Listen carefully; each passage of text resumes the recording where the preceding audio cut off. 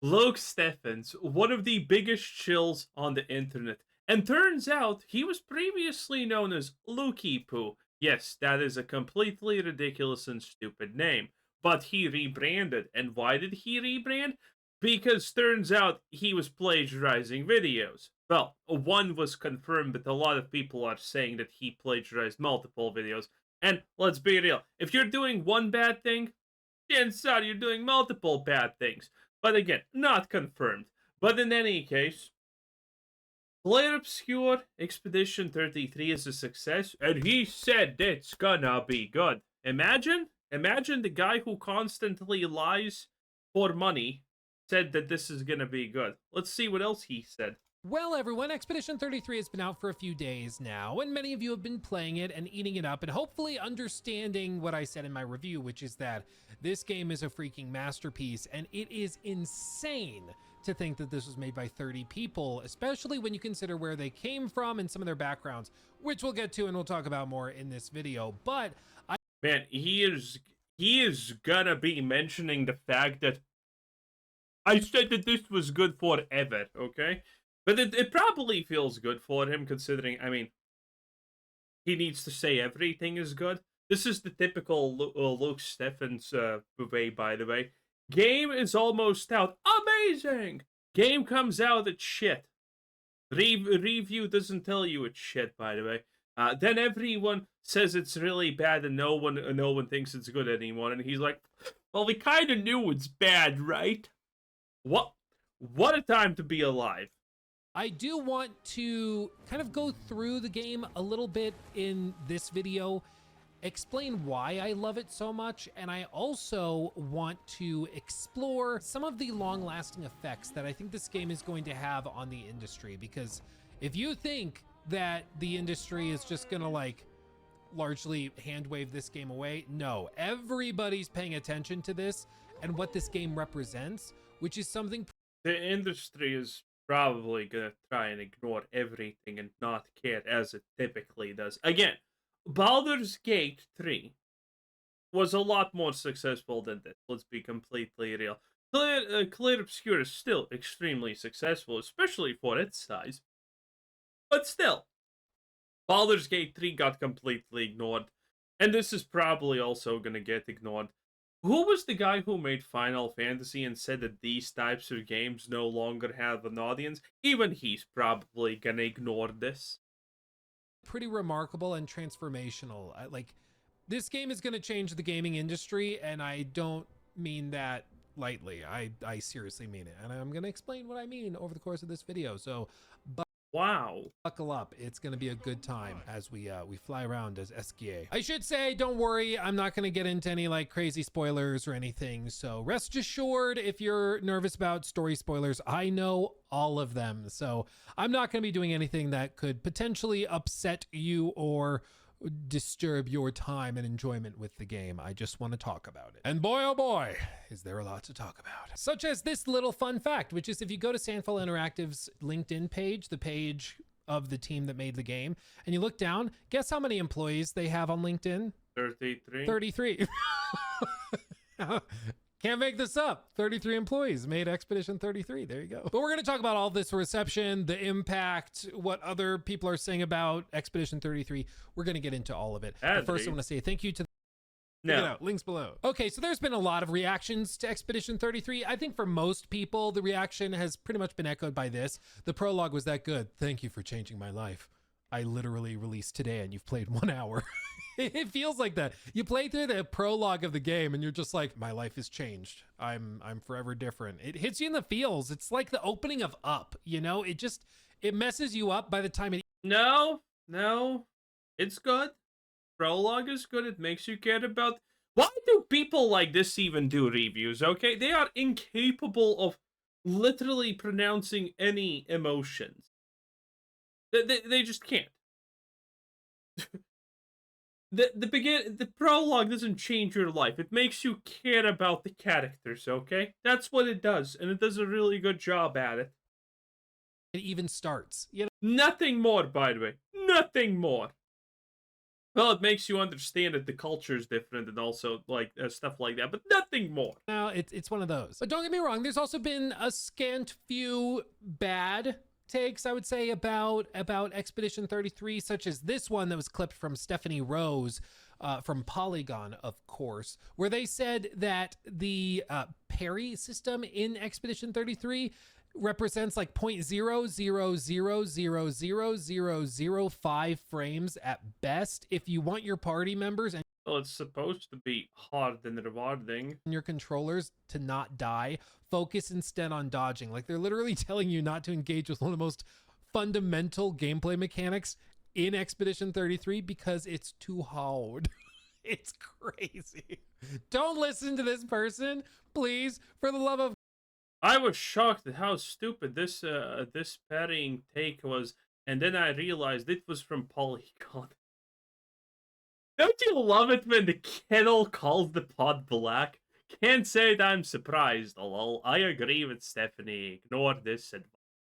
10 out of 10 trying to, you know, get responses and farm engagement, Luke.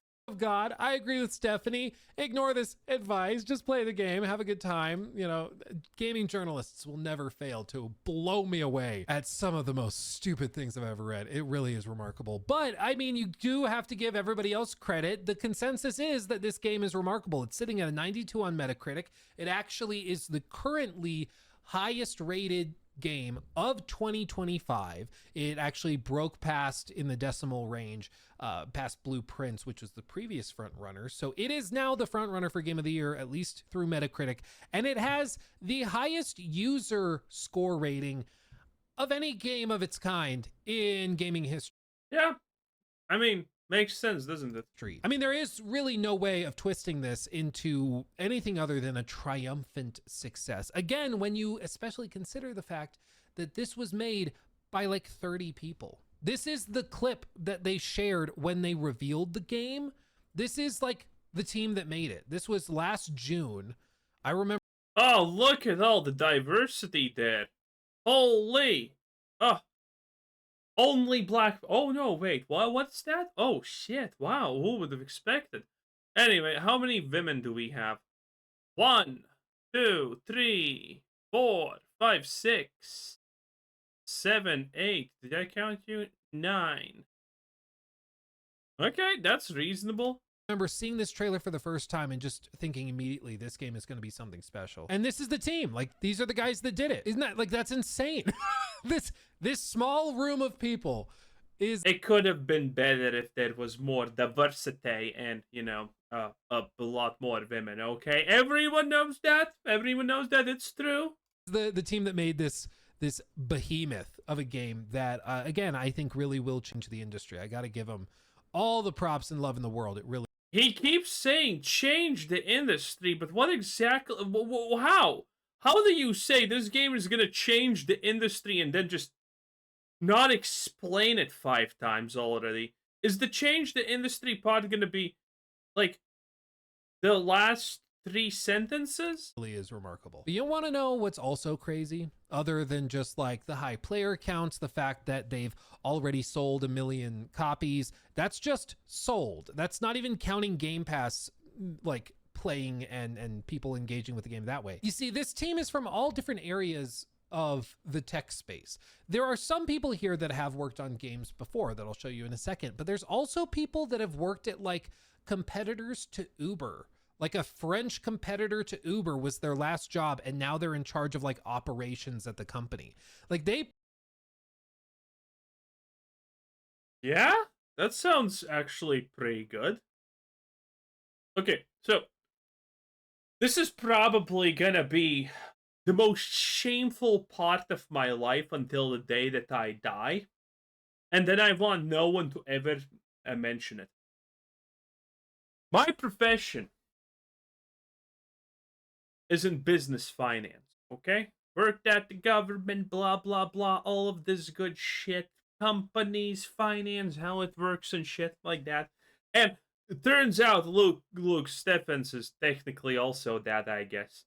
And now he's currently fucking saying, proving that he is absolute dog piss at his job by saying, He's effective. His argument already currently is they got people working in gaming that's not related to coding, character design, gameplay, or anything, who were not from gaming. Bro, this is so fucking stupid. I have talked about this so many times. You have a company of gaming, you probably want the CEO to not be a gamer, okay? Chances are you kind of want that if it's big enough. Because you want people that lead companies to be people who understand numbers, companies, and shit like that, not the actual thing that they are doing, okay? Now, granted, the best ones are also going to obviously understand. If they're in the car industry, they're not going to understand cars. If they're in the game industry, they're going to understand games. But fundamentally, always the best choice is to have people in positions that don't require, specific knowledge to be just the best at their job. So, some rando dude who was a competitor to Uber in France, what was his position again? Now they're in charge of like operations. Yeah, in charge of operations. That fucking sounds amazing. That sounds smart. This sounds like a company that actually hired people based on merit and fucking talent for the certain positions that they needed to fulfill. Not some kind of moron company that said, well, we need someone to be the cleaning lady. Yeah, but make sure she has a gaming background. Yeah, make sure she has played Persona 5. No, that's stupid. At the company. Like, they pulled together a wide variety of people who were just passionate about making this game and wanted to see it come together, and they figured it out. But what's also really interesting is that a lot of these people came from Ubisoft specifically, and some of the projects they worked on at Ubisoft might surprise you as well. The first one I want to show you, though, is Francois. Yeah, I haven't heard about this. Well, I have heard about the Ubisoft pod, but who the hell they were on Ubisoft? No idea. He works as the COO and production director at Sandfall, and his last job was at Marcel, which is like an e-hailing platform operating in Paris with a 15% commission, blah, blah, blah. Basically, it's a responsible alternative to Uber, and it's a subsidiary company of Renault, Nissan, Mitsubishi Alliance or something. I'm not French. I haven't heard of this, but his previous job was working for like a competitor to Uber. And now he's like the COO of this game company that probably just made Game of the Year. What? Tom. How does that, if you're not complete trash at business, how the fuck does that not make sense to you? How is that strange? That position does not require him to have beat Mario 64. A name that's much easier to pronounce is the co-founder and CTO and programming lead at Sandfall Interactive. You want to know? Okay. He worked on previous. CTO is technical officer, right? This most of the by the way, most of the abbreviations for C-suite roles, I actually don't remember them because only two typically matter. Kind of gives it away. Yeah, prior to this, he worked as a gameplay programmer at Ubisoft Montpellier, which is like specifically the team working 1 year, eh? On Beyond Good and Evil 2. Also, let's actually look at this. This looks like a good resume because it's 1 year. Okay, this is what I'm constantly talking about. If you want to move up the ladder, you just spend a year at a company. That's it. After that, you're fucking already you're already on work time looking for new positions. That's how it is. Okay, so what did he, so let's see where he starts. Software developer apprentice, okay. 1 year as an apprentice. Gameplay programmer, that's a move up. Gameplay programmer, a different company. Gameplay programmer again. So he didn't actually, like, Beyond Good and Evil 2. Didn't that cancel? Huh. Well, that's a pretty good jump for him in that case. Which still exists. Yes, that game, and I'm not joking, the game that was announced in 2008, technically before Barack Obama won like the election to become president. We're talking that far back when Bush was president. Beyond Good and Evil 2 was revealed back then, and it's still in production. And Tom here worked on it, which is crazy. But he was working on it like a few years back, not that long ago. But after that, he left and joined his buddies over here to found Bro, do we care about the dev team? Sandfall Interactive and started doing that. Prior to that, he worked at Massive Entertainment, the studio that does the Division. So it's kind of slightly strange, I guess. Maybe this was a lucky break for him. Probably was a lucky break, or he was actually talented or had some, connections, and he worked with the guy who made this previously. Because you should kind of move if your resume is really good. You should be moving up by the second whatever, because this is how you can do it. You can be a programmer at a shittier company, and then the easiest way to move up if you can't already scale up is just to be a programmer in a better company, a notable company. So, yeah, it's kind of interesting how this happens. Well, good for this guy. Vision, you can see he worked on the engine, Snowdrop engine, gameplay programming, all of that. Massive would go on to develop Avatar Frontiers Pandora, Star Wars Outlaws, Division 2, of course, as he worked on. But prior to that, he also was back working on Ghost Recon Wildlands DLC, Ghost Recon Breakpoint from October to Okay, we literally don't give a shit. Next. Lead at Ubisoft. Prior to that, though, he was associate producer under the graduate program. Wait. That's another new person. Like the brains behind the operation, he made Expedition 33 happen. And as you can see, not only are they hiring, you should check that out, but also prior to this, he was a brand development manager and narrative lead. Narrative lead sounds pretty good. At Ubisoft Shanghai. I'm guessing he worked remote, maybe not. I don't know. Maybe he actually lived there. I don't actually know. Prior to that, though, he was associate producer under the graduate program on the Division 2, which I'm assuming is where he co-founded something. Where he met Tom. And you see, again, his entire career was at Ubisoft Studios prior to that, before getting into like stuff he did for university. It's remarkable. No, it's not even slightly remarkable. This just proves what I have been saying about Ubisoft, Bethesda, and BioWare for, I don't know, a year, 2 years now, or something like that, that they have no talent left. This is the talent, and it fucking left. And it shows that this is the talent, because they actually, made a company, and then pretty much have made Game of the Year at this point. It is very, very unlikely that anything will beat Clair Obscur at this point for Game of the Year, by the way. There are chances, because keep in mind, this is early in the year, technically, so there's going to be something that comes along and threatens it. But this is definitely an extreme... This is as strong a contender for Game of the Year, honestly, as Baldur's Gate 3 from a player perspective. But the reason it's remarkable is because Ubisoft is historically associated with like a lack of really creative thinking. They kind of make the same games 15 times over. They're overmanaged, overproduced. They tend to be like hyper micromanagey. Oh, well, right. Luke can't say the words woke because that will cost him sponsorships. They over monetize. Like, it's just the definition of a big corporate game developer at this point, right?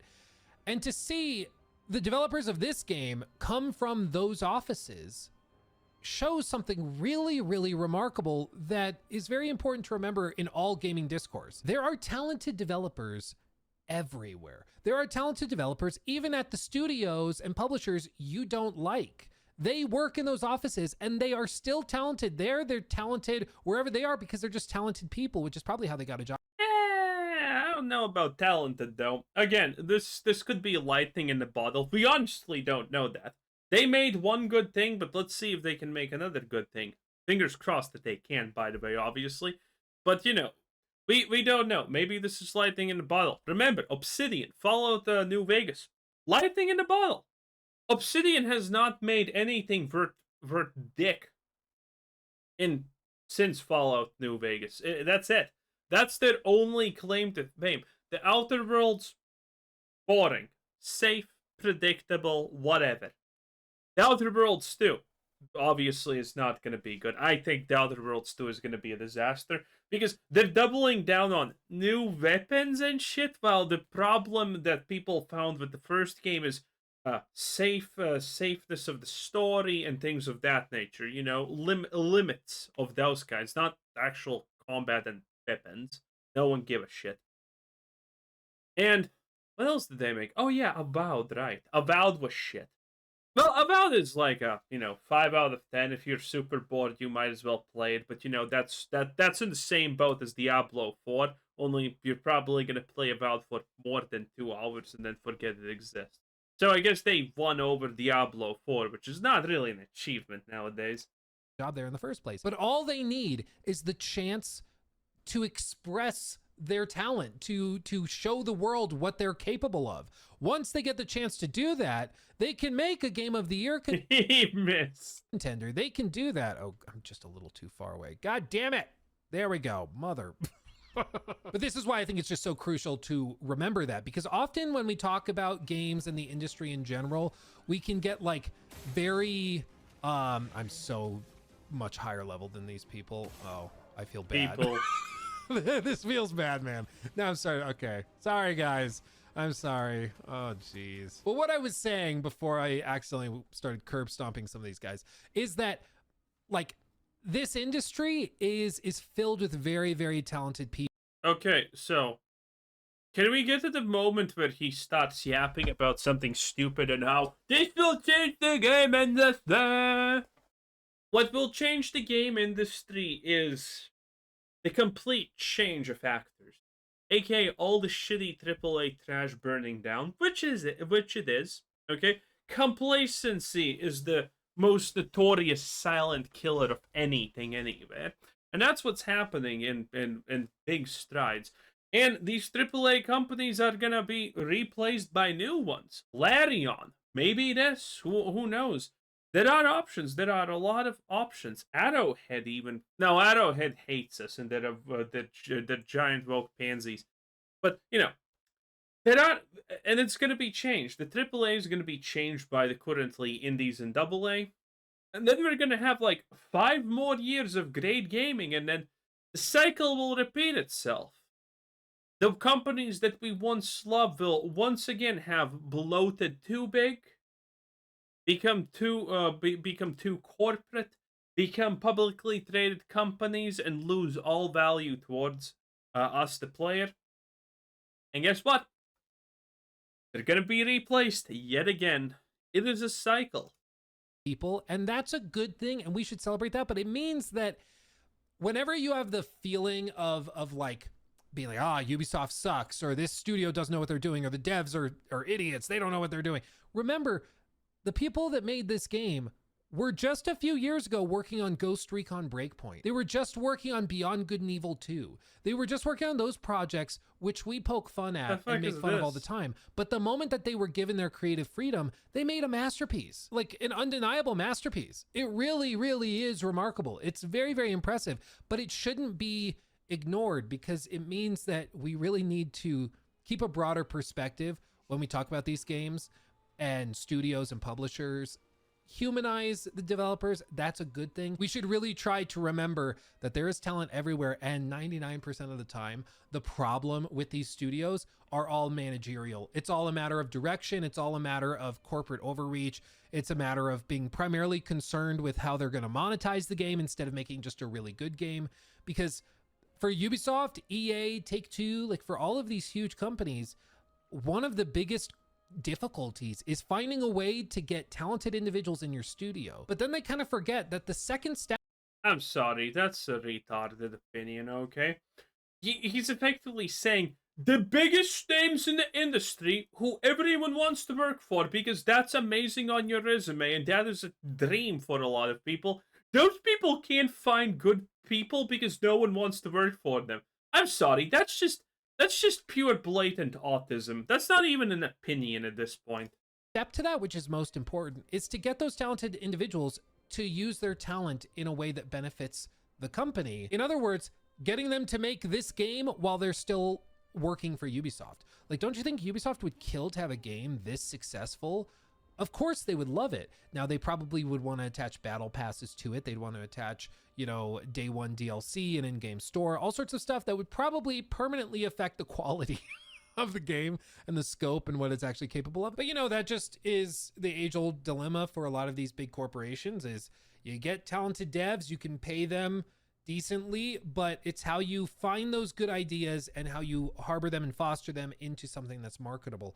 That's the tricky bit, and that seems to be the bit that Ubisoft missed out on with this team, because a lot of them came from Ubisoft. They had these devs not that long ago, and they didn't actually get to act on it or utilize that talent for whatever reason. You know, they missed out on it. They didn't hear the pitch. They didn't ask them to pitch something that was really good. I don't know, but whatever the answer would have been as to why they didn't get to utilize this amazingly talented team while they still had them, it's just a net loss for Ubisoft. No, you can imagine like the in-game store, the item shop. You can throws in. By the way, yeah, obviously microtransactions. I guess he has a point there.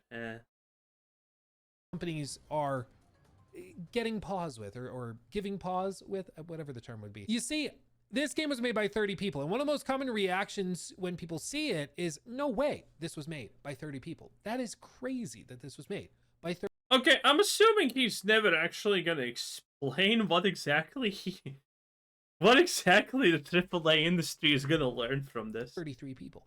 But I think that also shows one of the problems with massive development teams. When you have 400 people working on a game, every little bitty thing has to go through waves of approvals, waves of bureaucratic nonsense in order. Not really, by the way. That's completely skippable. It's technically illegal if you're in the government, but every government does that, by the way. Just saying. I have not done anything illegal, obviously, wink wink. Like, super wink, I guess, except that my existence every day. Anyway, yeah. The people at the top say what is right and what is wrong, and they overview things. But the reality is they're not going to overview everything. This is a fallacy to a degree. Because the departments are not managing themselves good enough. It's not just like corporate oversight, which that is a part of, obviously, but still. The people working in those departments are also not doing a good enough job. There's a lot of visions probably clashing, a lot of things like that happening, because the people at the top don't overview everything, okay? My all-time favorite example, obviously, when it comes to this stupid conversation, is Activision Blizzard and Bobby Big D Original G, the N-word master codic, okay? Bobby is my spirit animal. He's a fucking totem, okay? And the reality is, Bobby doesn't even know what Diablo 4 is, or what ARPG stands for. He doesn't give a shit. He's the guy who just looks what directions need to be pushed more, where opportunities are, and what probably the company lacks. The people who made the fucking games bad, the people who made the inventories unusable in your Blizzard games, Bobby had nothing to do with that. This is just fundamentally people not understanding how these companies function. The people at the top, even the department head, does not know what actually everyone is doing and shit like that, typically in large companies. It is the job, because there's too much untalented people in these companies. It's not even obvious, it's not even always the question of bureaucracy, even though it can be annoying. But bureaucracy typically is just annoying in the sense that, okay, we're doing this, we have been doing it for a month, and now, bam, it's gone. You're no longer working at it, and people are like, what? Why?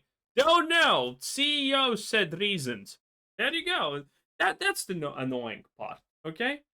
But everything else is pretty much just people with there being too many people with zero talent. Because if you're good at your job, as I was, you know that the average fucking employee is a literal brainless shit for nothing. Okay? They're worth zero. Average employee is just annoying and they get in your way. That's the reality. And when you have a lot of employees, most of them are going to be trash. And that goes for the gaming industry, obviously. Arguably in the gaming industry, maybe even tenfold. To get it actually implemented, and it just wastes so much time. We pulled this one up on stream because Parallax Stella pulled this up on her stream and found it. And just look at this. Look at this one little tidbit that she found, okay? I don't have my own clip of this, so look. Okay, well, your place is on fire. This is fine. Ah! Oh my god! We have a